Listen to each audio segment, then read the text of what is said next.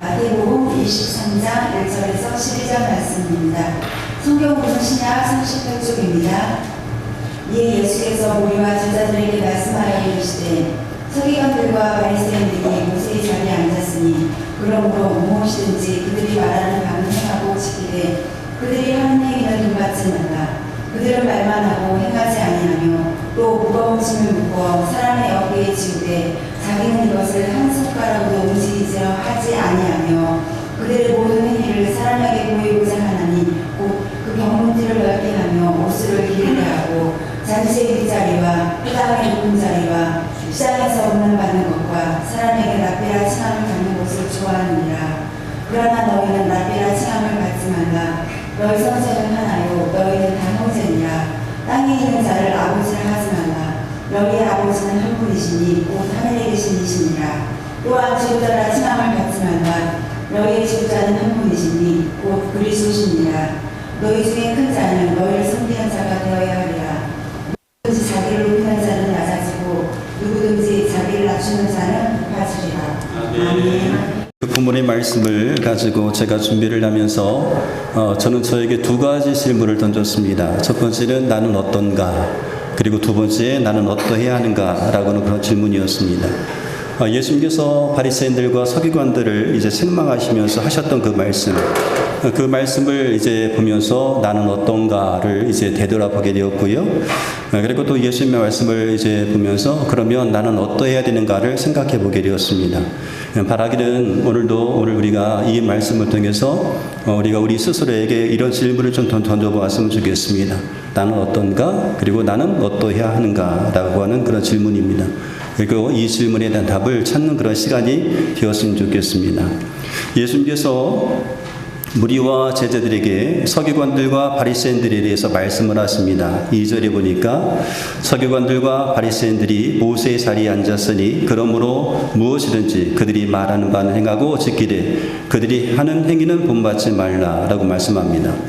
예수님은 서기관들과 바리새인들이 말하는 것은 행하라고 하셨지만 그러나 그들의 행위는 따르지 말라라고 그렇게 말씀을 하십니다. 왜 그러하셨을까라고 하는 거죠. 바리새인들은 율법 준수를 굉장히 강조했던 그런 사람들이었습니다. 그리고 서기관들은 율법을 연구했고 율법을 교육하는 일을 전담했던 그런 사람들이었어요. 근데 이 서기관들은 주로 바리새인들 중에서 이제는 배출이 되게 되었습니다. 그래서 바리새인들과 서기관들 그렇게 나눠서 얘기하지만 그냥 바리새인들이라고 이제 봐도 괜찮습니다. 근데 이 사람들이 모세의 자리에 앉았다라고 이렇게 이제 말씀하고 있죠. 모세의 자리에 앉았다. 그러니까 모세의 자리라고 하는 것은 율법을 가르치고 해석하는 권위를 가졌다라고 하는 그런 말입니다. 그러니까 서기관들과 바리새인들이 율법을 연구하고 가르치는 권위를 가진 사람들로 그들이 인정받았다라고 하는 거예요. 그리고 당시 이 회당에는요 모세의 자리가 있었습니다. 돌로 만든 큰 좌석이 있었는데 바리새인과 서기관들이 이 자리에 앉아가지고 이제 율법을 해석해 주게 되었습니다. 그래서 바리새인들과 서기관들이 율법을 해석해 주었기 때문에 율법 그 자체에는 문제가 없습니다. 그런데 문제가 되는 것이 있었습니다. 그것은 뭐냐면 그들의 행동이 그들이 가르치는 그 내용과 일치하지 않았다는 거죠. 그들은 말만 하고 행하지 아니했습니다. 말만 하고 행동하지 아니했다라고 하는 거예요. 말만 하고 행동하지 않으면서 백성들에게는 행하라, 율법을 지켜라 라고 말합니다. 뿐만 아니라 율법뿐만 아니라 이제 그들은 율법을 해석하면서 그들 나름대로 만든 규칙들이 있었습니다. 규칙, 전통이 있었죠. 무려 613가지의 그런 조항들이 있었는데요. 이런 규칙들을 지키라고 하면서 백성들에게 무거운 짐을 지우게 되었습니다. 4절 말씀 가운데 보니까 또 무거운 짐을 사람의 어깨에 지우되 자기는 이것을 한 손가락으로 움직이려 하지 아니한다라고 말합니다. 여러분 율법은 무거운 짐이 아닙니다. 율법 그 자체는 무거운 짐이 아니었습니다. 그런데 무거운 짐이라고 하는 것은 이 율법에 추가한 수많은 규칙과 전통들이었다는 거지요. 율법에 613가지의 조항 그런 규례를 만들어 놓은 것이 백성들에게 있어서는 무거운 짐이 되게 되었던 겁니다. 그렇게 그런 규례를 지키라고 말하면서 바리새인과 서기관들은 한 손가락으로도 움직이려 하지 않았다라고 하는 거예요. 한 손가락. 이 말은 뭐냐면 작은 힘이나 노력을 상징합니다. 무슨 말인가 하면 그들은 규정과 전통을 강조하면서도 자신들은 전혀 실천하려 하지 않았다라고 하는 거예요. 그리고 백성들이 무거운 짐을 지고 있는데 그 백성들의 무거운 짐을 덜어주기 위해서 최소한의 노력도 하지 않았다는 그런 의미입니다. 다른 사람에게는 엄격한 잣대를 가지고 대하면서 정작 자신들은 그 책임에서 벗어나라고 했다라고 하는 거죠.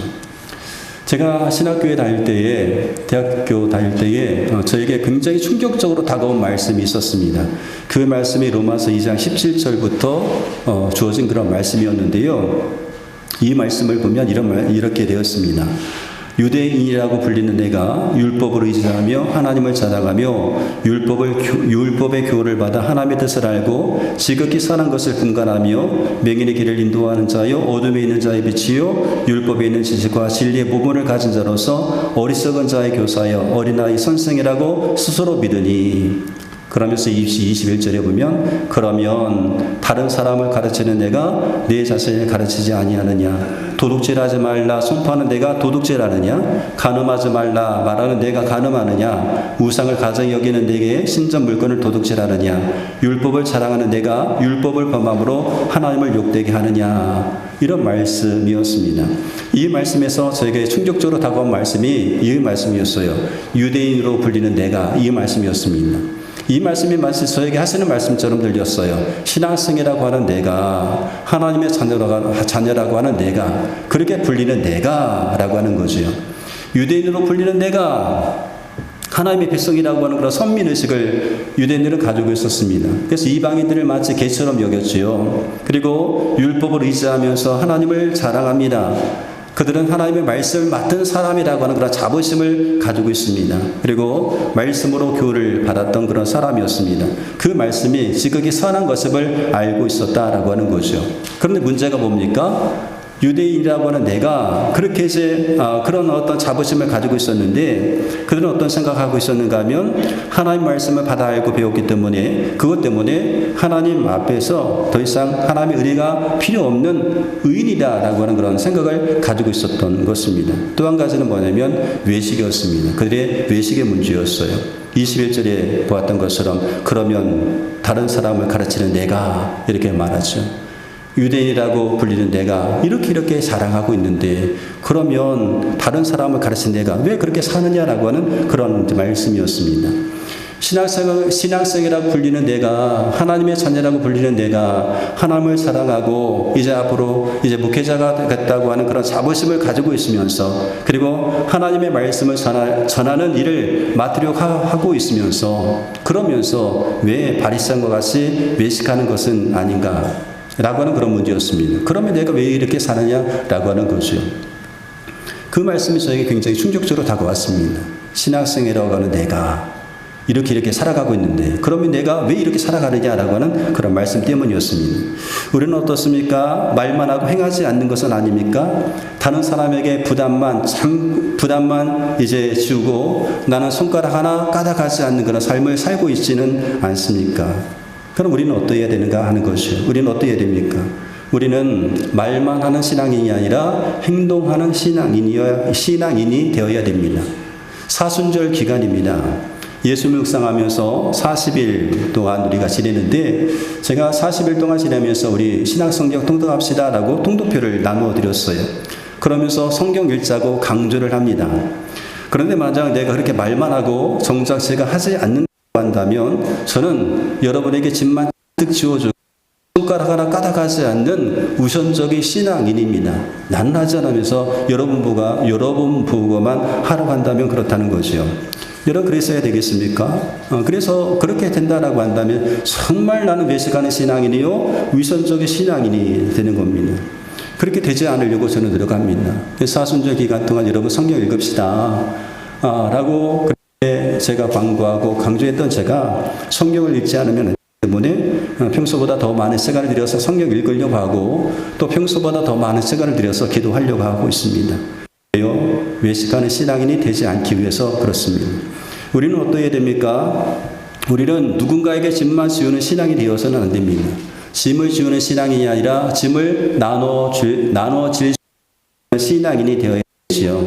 다른 사람에게 잔뜩 짐만 주고 손가락 하나 까닥하지 않는 그런 사람이 아니라 다른 사람의 짐을 내가 좀 같이 짊어지려고 하는 그런 마음의 가슴이 있어야 된다는 겁니다. 내 짐을 다른 사람에게 떠넘기는 것이 아니라 다른 사람의 짐을 함께 지는 사람이어야 된다라고 하는 거죠. 예수님께서도 그렇게 사셨습니다. 찬송가 337장에 보면 내 모든 시험 무거운 짐을 주 예수 앞에 아뢰면 근심에 쌓인 날 돌아보사 내 근심 모두 맡으시니 무거운 짐을 나 홀로 지고 견디다 못해 쓰러질 때 불쌍히 여겨 구원해 주리 은혜의 주님 오직 예수 찬양을 우리가 드리고 있고요. 마태복음 11장에도 보면 수고하고 무거운 짐진 자들아 다 내게로 오라라고 예수님께서 우리를 초청하는 것을 보게 됩니다. 나는 마음이 온유하고 겸손하니 나의 멍에를 메고 내게 배우라 그리하면 너희 마음이 쉼을 얻으리니 이는 내 멍에는 쉽고 내 짐은 가벼움이라 하셨습니다. 시편 68편 19절 말씀도 보면 날마다 우리 짐을 지시는 주 곧 우리의 구원이신 하나님을 찬송할지라. 날마다 우리 짐을 지시는 주. 예수님께서는 우리의 짐을 져주시는 분입니다. 짐만 잔뜩 우리 가운데 안겨주어서 이 무거운 짐을 가지고 살아가게 하시는 것이 아니라 무거운 짐을 함께 져주시는 분이십니다.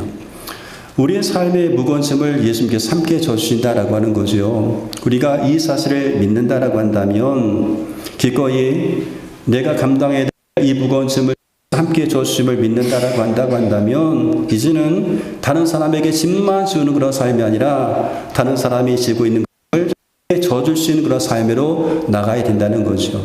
무거운 짐 누군가 지고 있습니다. 함께 져주는 거죠. 여러분 짐을 함께 져준다라고 하는 것은요. 함께 해주는 겁니다. 함께 해주는 거예요. 우리가 무엇인가 하는 것이 아니라 그냥 함께 해주는 것 자체만으로도 짐을 함께 져주는 것이라고 할 수가 있습니다. 예수님께서 바리새인의 행위는 본받지 말라라고 하셨던 두 번째 이유가 있습니다. 그들은 그들의 모든 행위를 사람들에게 보이고자 했기 때문에 그렇습니다. 하나님 앞에 신앙생활을 한 것이 아니라 사람들에게 보이기 위해서 신앙생활을 했다라고 하는 거죠. 5절의 말씀에 보니까 그들의 모든 행위를 사람에게 보이고자 하나니 곧 그 경문대를 넓게 하며 옷수를 길게 하고 이렇게 말하고 있어요. 한마디로 말해서 그들은 그런 척하는 삶을 살았다는 겁니다. 그러지 않은데 그러한 삶을 살아야 되는데 그냥 그런 척하는 삶을 살았다는 거죠. 그런 척이 아니라 그러한 삶을 살아야 되는데 그런 척하는 겁니다. 그들은 자신이 신앙이 참 좋은 사람인 것으로 보이고 싶었습니다. 다른 사람들이 볼 때 야, 참 신앙 좋다 그렇게 보이고 싶었거든요. 그래서 외모를 꾸미는 일에 열심히 했습니다. 외모를 가꾸는 일에 열심히 했어요. 마음을 먼저 가꾸어야 되는데 마음을 가꾸지 않고 외모를 가꾸었어요. 마음이 먼저 청결해져야 되는데 마음 청결에는 신경 쓰지 않고 외모만 가꾸었던 겁니다. 그들은 마치 패션쇼를 하는 사람들처럼 살아갔습니다. 다른 사람들 앞에서 패션쇼를 하는 거죠. 그래서 경문띠를 넓게 하고 옷수를 길게 했다라고 말씀하고 있어요.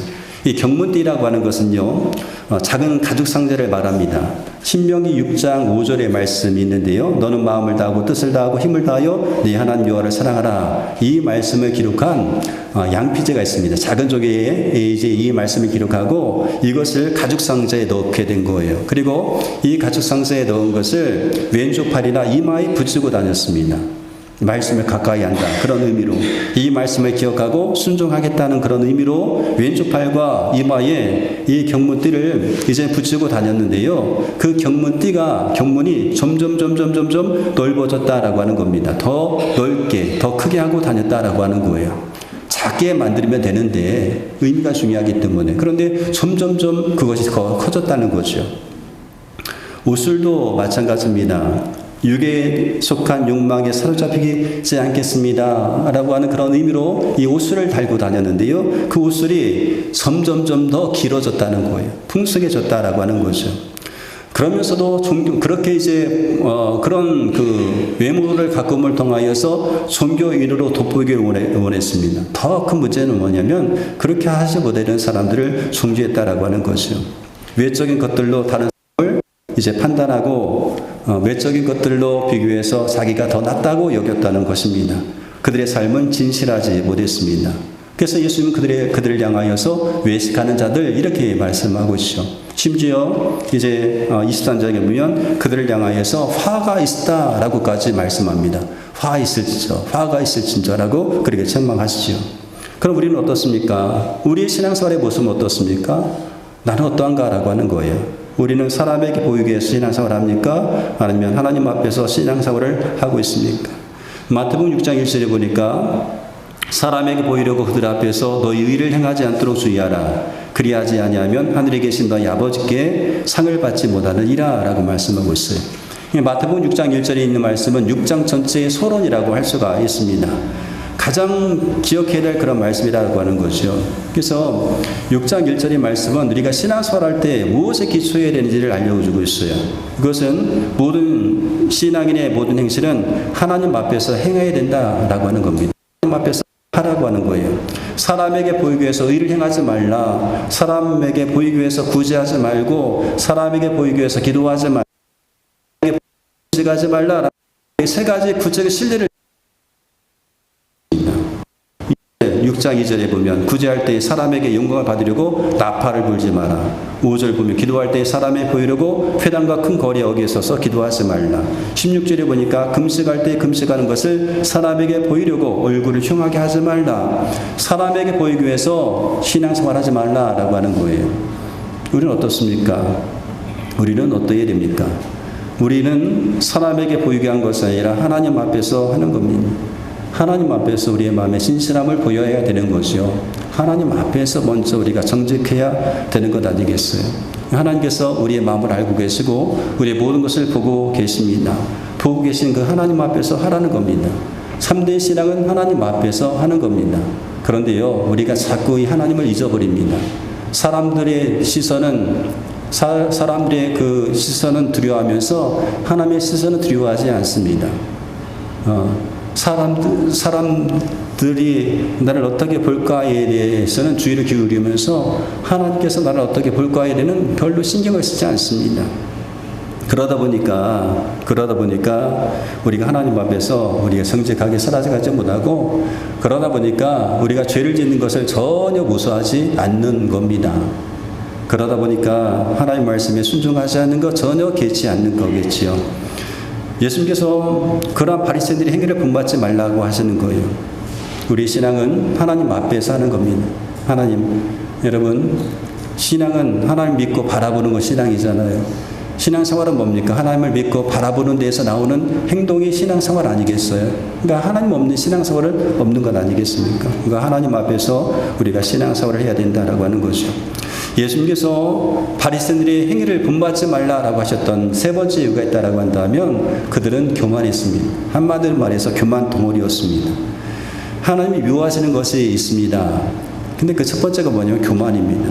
잠언 6장 16절에 보니까 여호와께서 미워하시는 것 곧 그의 마음에 싫어하시는 것이 일곱 가지 일이 곧 교만한 눈과 거짓된 혀와 무지한 자의 피를 흘리는 손과 악한 기교를 꾀하는 마음과 빨리 악으로 달려가는 발과 거짓을 말하는 망령된 증인과 및 형제 사이를 이간하는 자니라. 이렇게 잠언에서는 하나님이 미워하시는 것에 대해서 이야기하고 있습니다.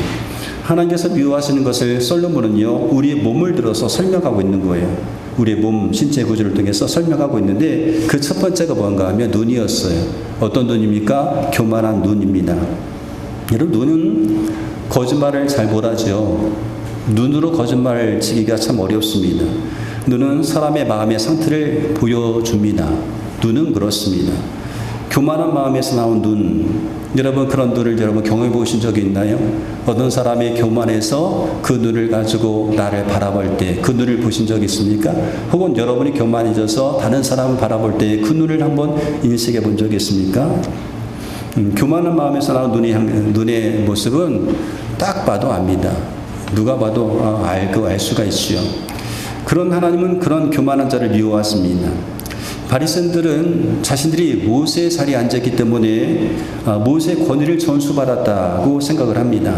그리고 그런 생각은 자연스럽게 권위의식으로 이제 바뀌게 되었습니다.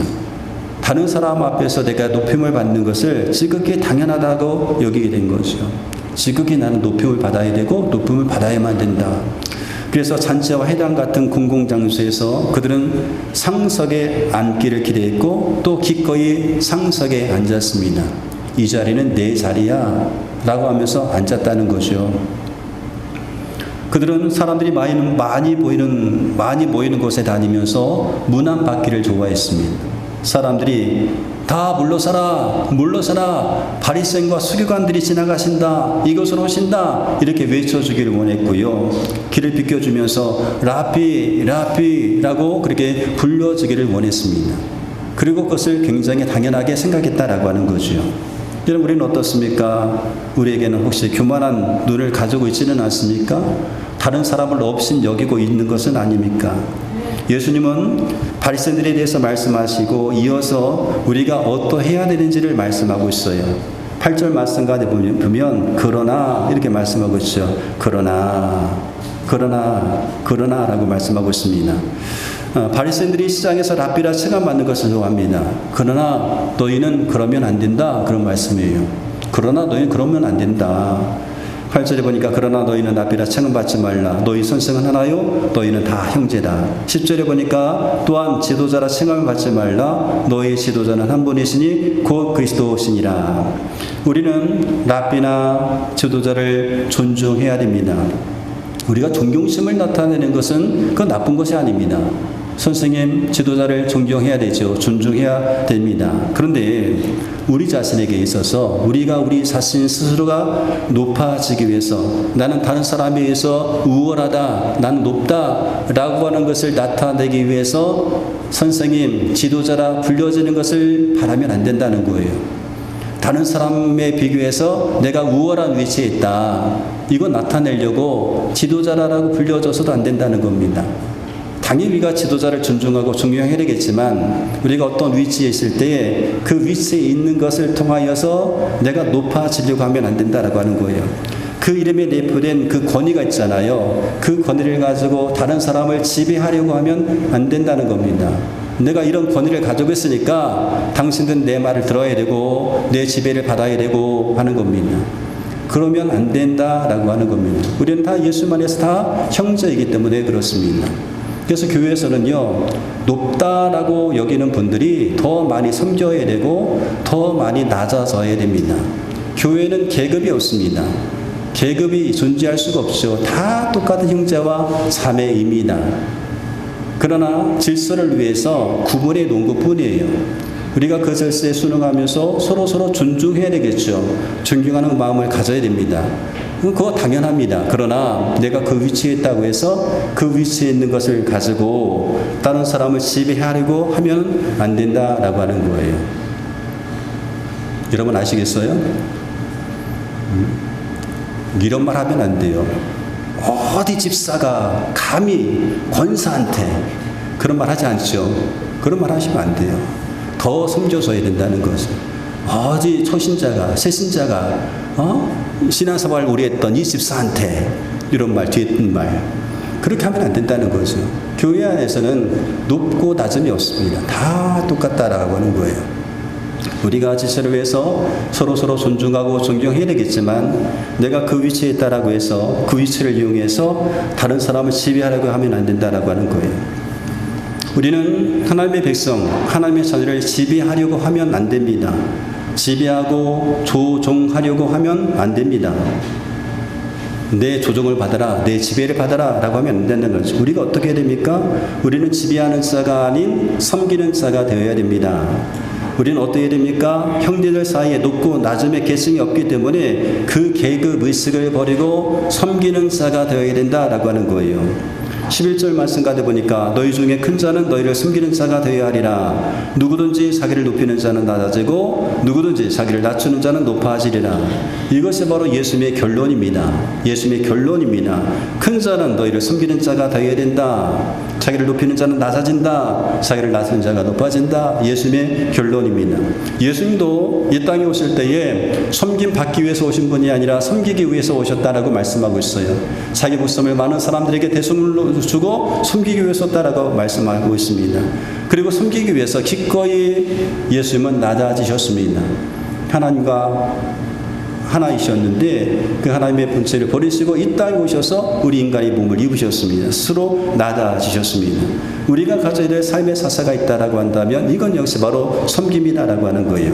훌륭하고 성숙한 사람, 존경받는 사람일수록 섬김과 겸손이 있어야 된다는 거죠. 훌륭하고 성숙한 사람, 존경받는 사람일수록 섬겨야 되고 그리고 겸손해져야 됩니다.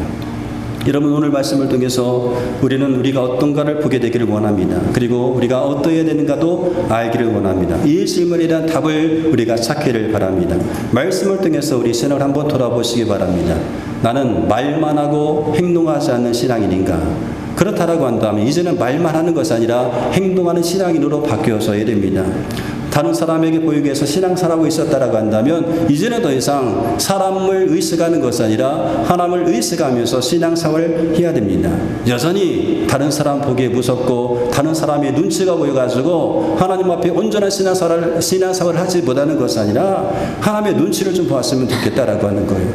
그냥 사람 눈치 보지 마시고 하나님 눈치를 좀 보세요. 하나님 눈치를 좀 보시기 바랍니다. 또한 높은 차를 추구하기보다 예수 믿음을 받아서 겸손히 섬기는 그런 삶의 자리로 가시기를 바랍니다. 그것이 바로 주님께서 우리 가운데 응원하시는 모습이죠. 여러분 나는 어떻습니까? 나는 어떠해야 됩니까?